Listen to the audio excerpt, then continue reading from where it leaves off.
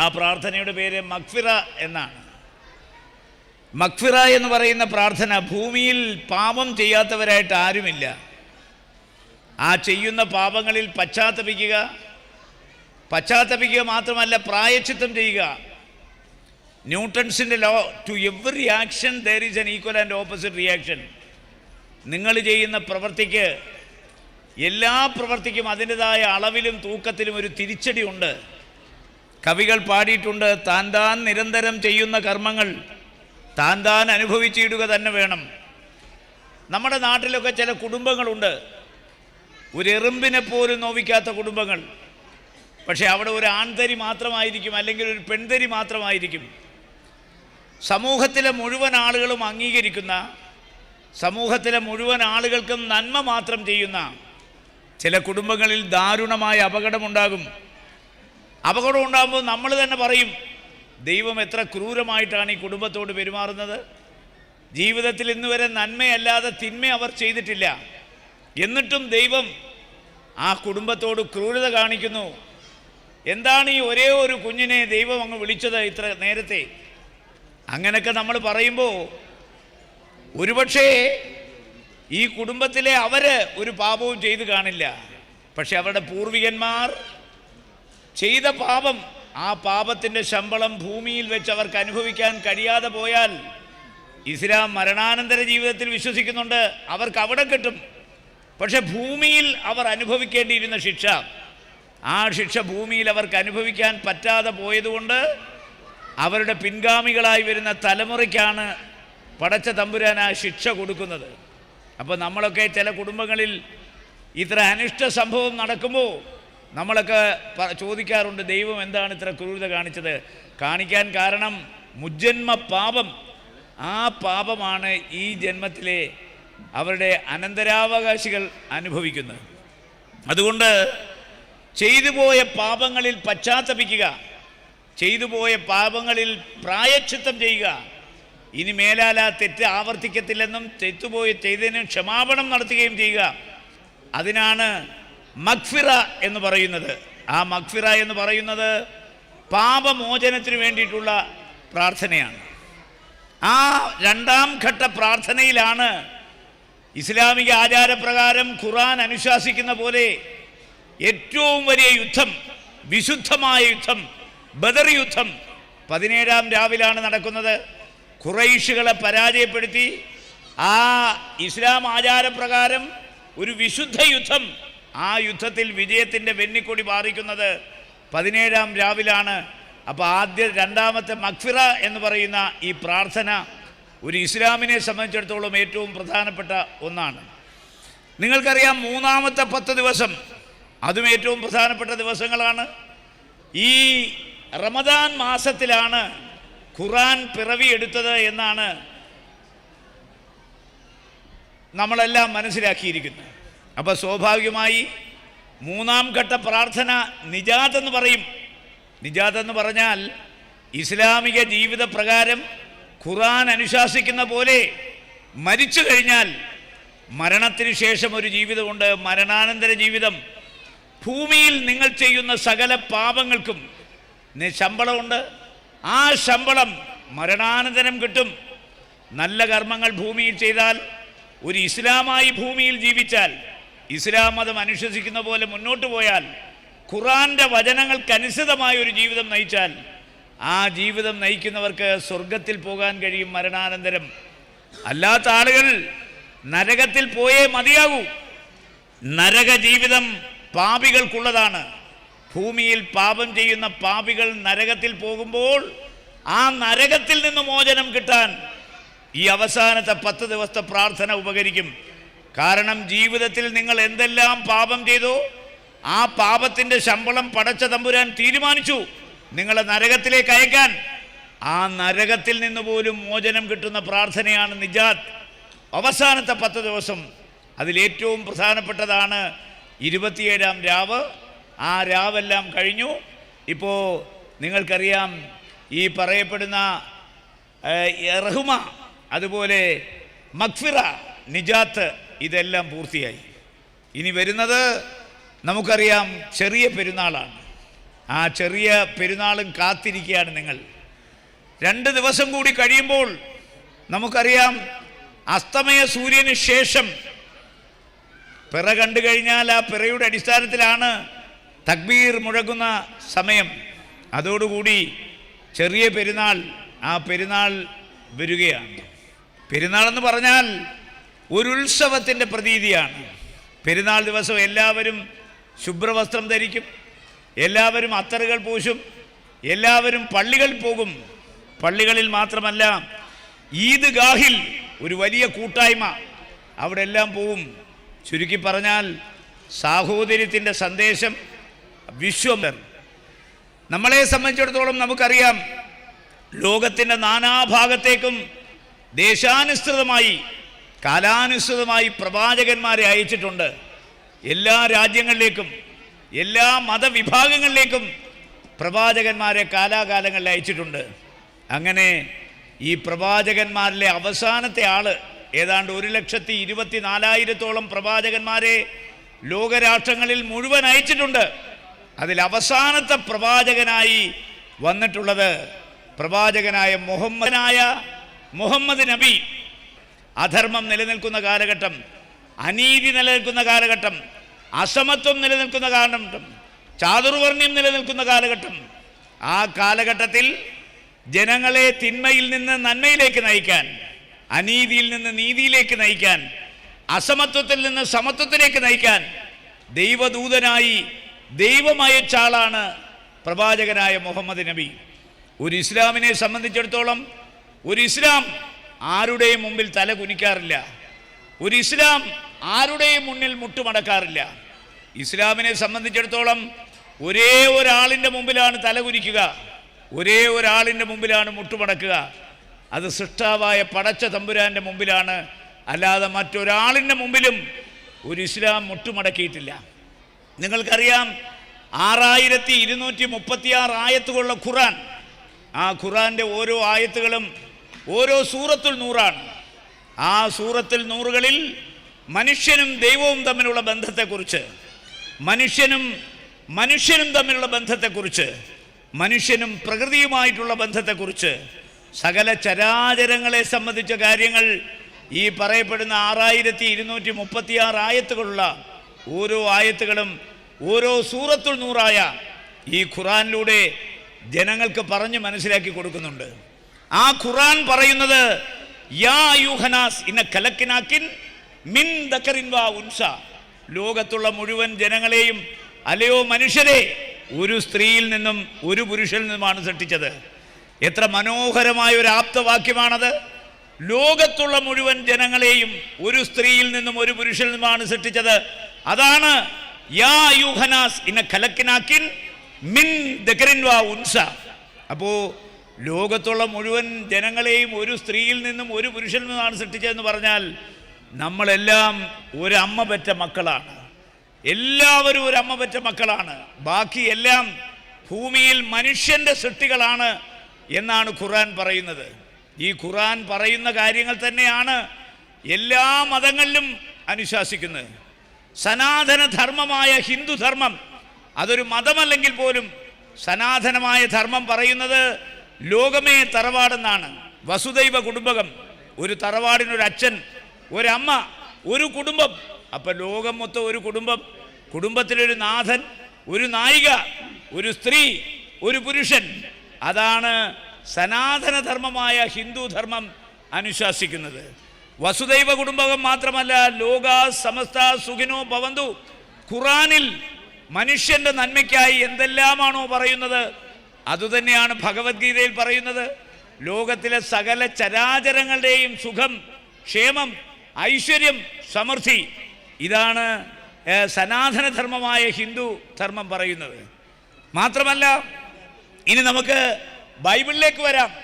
Bible എന്താ പറയുന്നത്? Adam and eve, ആദി മനുഷ്യൻ, ഒരു പുരുഷൻ ഒരു സ്ത്രീ, ആദവും ഔവയും. അവിടെയാണ് നമ്മുടെ പ്രഭവ കേന്ദ്രം, അവിടെയാണ് നമ്മുടെ ഉൽപ്പത്തി.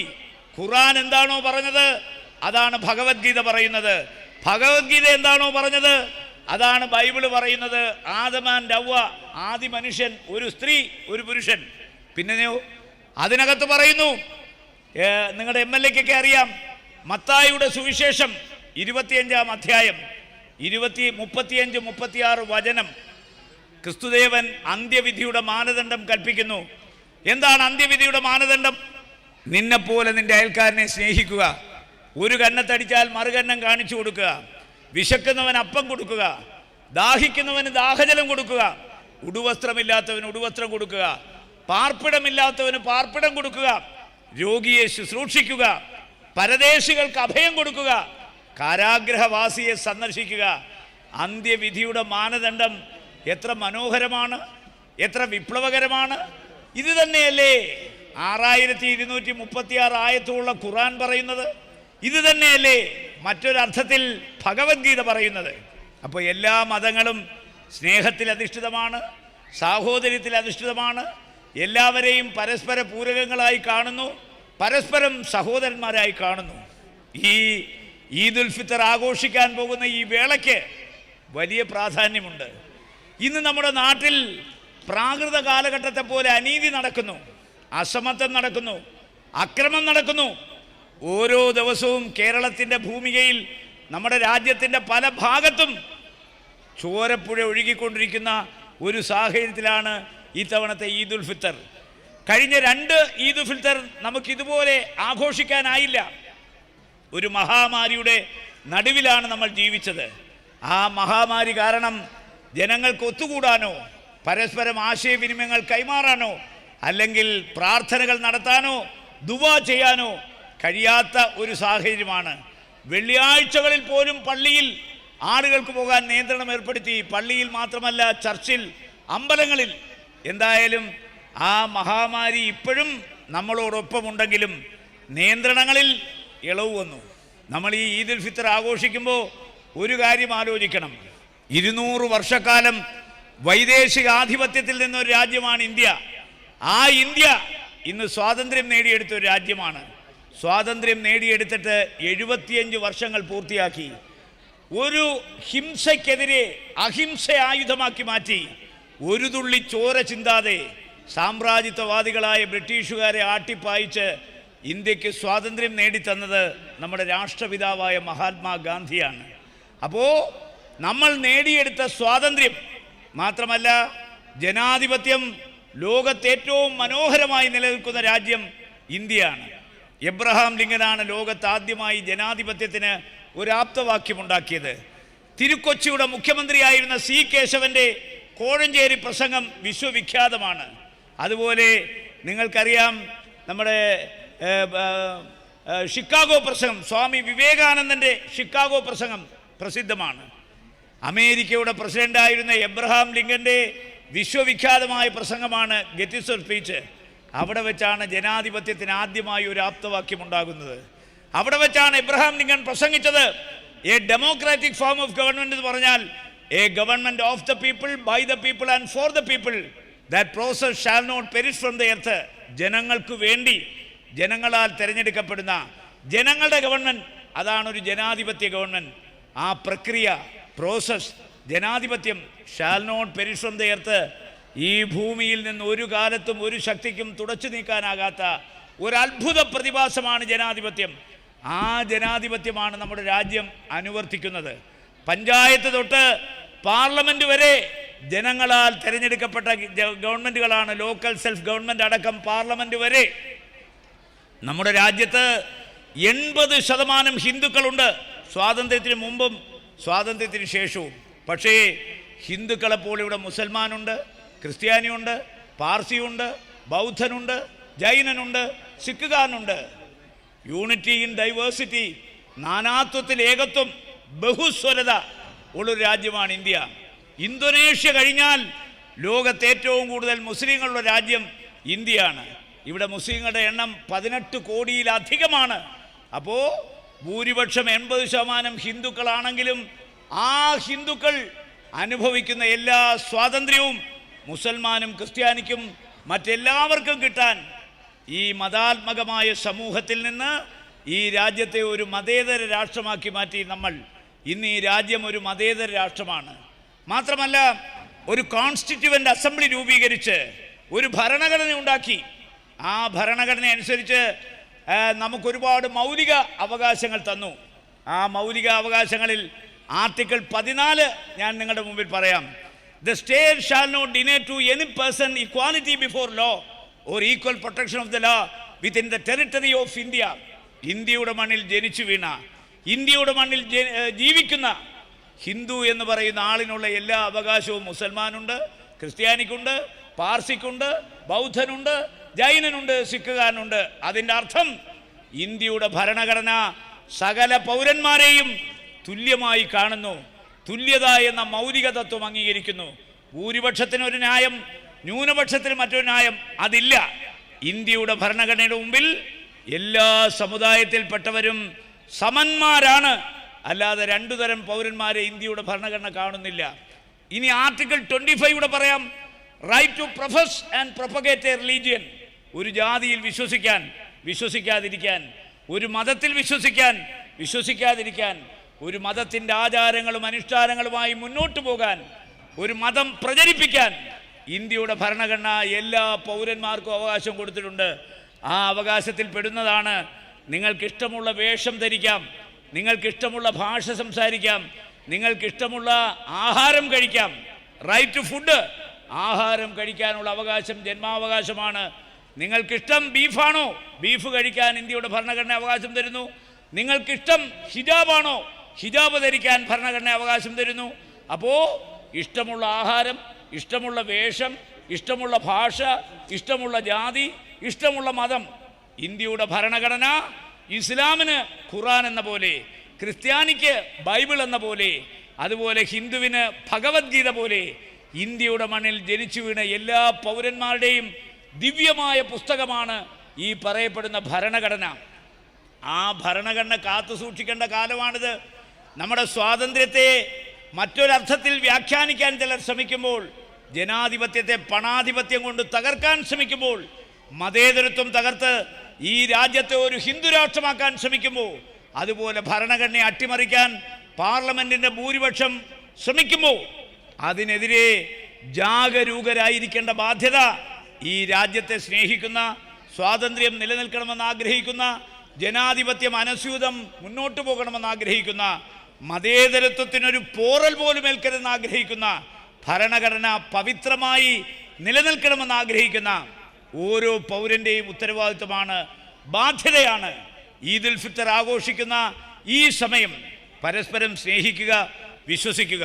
ശ്രീനാരായണ ഗുരുദേവൻ പറഞ്ഞിട്ടുണ്ട്, ജാതിഭേദം മതദ്വേഷം ഏതുമില്ലാതെ സർവരും സോദരത്വേന വാഴുന്ന ഒരു മാതൃകാസ്ഥാനമായി ഈ നാട് മാറണം.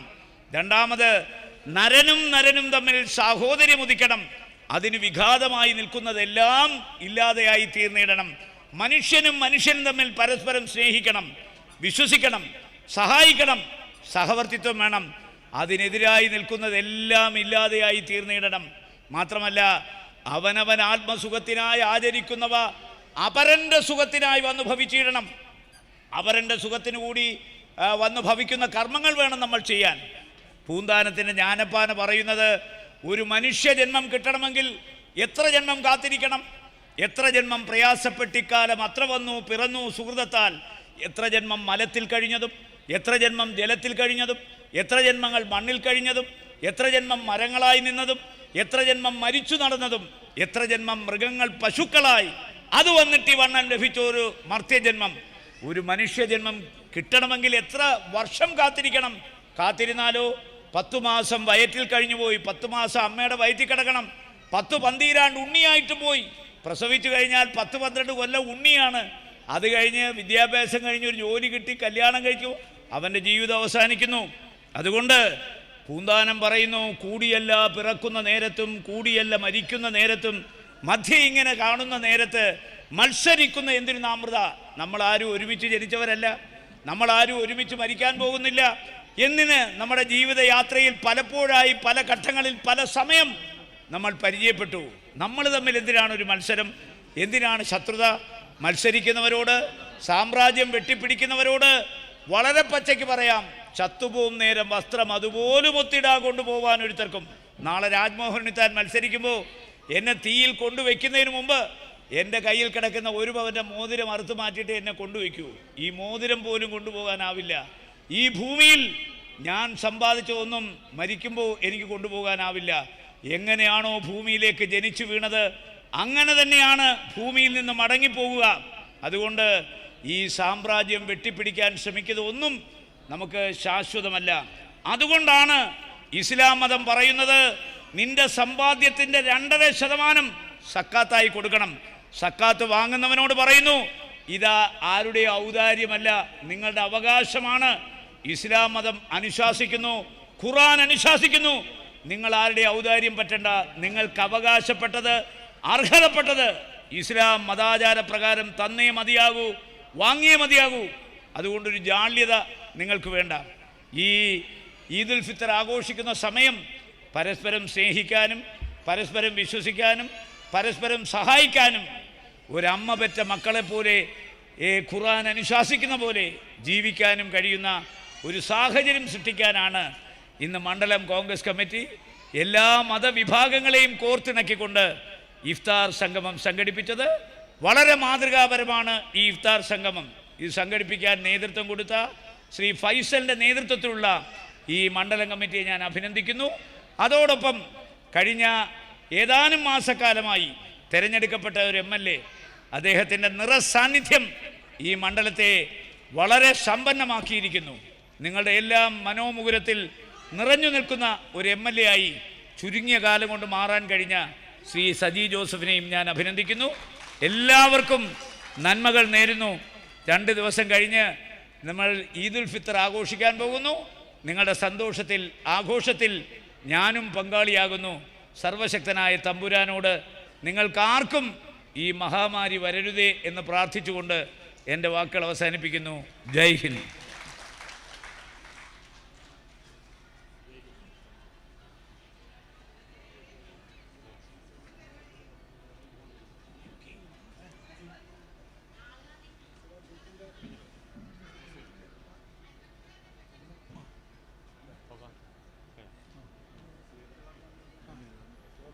അടുത്തായി നന്ദി പറയാൻ വേണ്ടി വിജയൻ ക്ഷണിച്ചു.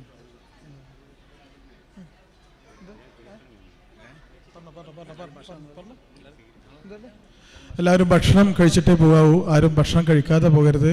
അവിടെ എല്ലാം നിരന്തരം സെറ്റ് ചെയ്തുകൊണ്ടിരിക്കുന്നുണ്ട് ഭക്ഷണം. അതുകൊണ്ട് നന്ദി പറയാൻ വേണ്ടി ക്ഷണിക്കുന്നു. പ്രിയമുള്ളവരെ, ഇരിക്കൂർ മണ്ഡലം കോൺഗ്രസ് കമ്മിറ്റിയുടെയും OICCയുടെയും സംയുക്താഭിമുഖ്യത്തിൽ നടത്തിയ ഈ മതസൗഹാർദ്ദ സംഗമം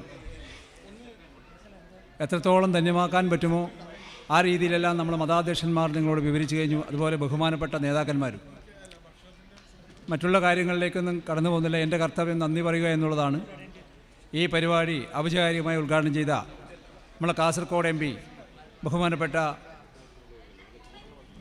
ഉണ്ണിത്താൻ അവർക്ക് ഞാൻ ആദ്യമായി ഇരിക്കൂർ മണ്ഡലം കമ്മിറ്റിയുടെ പേരിലും OICCയുടെ പേരിലും നിങ്ങളുടെ പേരിലും ആദ്യമായി നന്ദി പറഞ്ഞുകൊള്ളുന്നു. അതുപോലെ ഈ പരിപാടി മുഖ്യ പ്രഭാഷണം നടത്തിയ ബഹുമാനപ്പെട്ട നമ്മുടെ ഇരിക്കൂർ MLA സജീവ് ജോസഫ് അവരുകളെയും നിങ്ങൾക്ക് വേണ്ടിയും ഇരിക്കൂർ മണ്ഡലം കമ്മിറ്റിക്ക് വേണ്ടിയും OICCക്ക് വേണ്ടിയും നന്ദി പറഞ്ഞുകൊള്ളുന്നു. അതുപോലെ ഈ സൗഹാർദ്ദ സംഗമം ധന്യമാക്കിയ നമ്മുടെ മതാധ്യക്ഷന്മാരായ സ്വാമി ഗുരുരത്നം, ഫാദർ ചാക്കോ കൊടിപ്പറമ്പിൽ, റാഷിസ് ഗസാലി എന്നിവർക്കും ഇരിക്കൂർ മണ്ഡലം കമ്മിറ്റിയുടെ പേരിലും OICCയുടെ പേരിലും നിങ്ങൾക്ക് വേണ്ടിയും നന്ദി പറഞ്ഞുകൊള്ളുന്നു. അതുപോലെ ഈ പരിപാടിയിൽ പങ്കെടുത്ത മുഴുവൻ നേതാക്കന്മാർക്കും അതുപോലെ ഇവിടെ പങ്കെടുത്ത് ഈ മതസൗഹാർദ്ദം ധന്യമാക്കി തന്ന നിങ്ങൾക്കെല്ലാവർക്കും ഇരിക്കൂർ മണ്ഡലം കമ്മിറ്റിയുടെ പേരിലും ഈ OICCയുടെ പേരിലും നന്ദി പറഞ്ഞ് ഈ യോഗം അവസാനിച്ചതായി അറിയിച്ചുകൊള്ളുന്നു.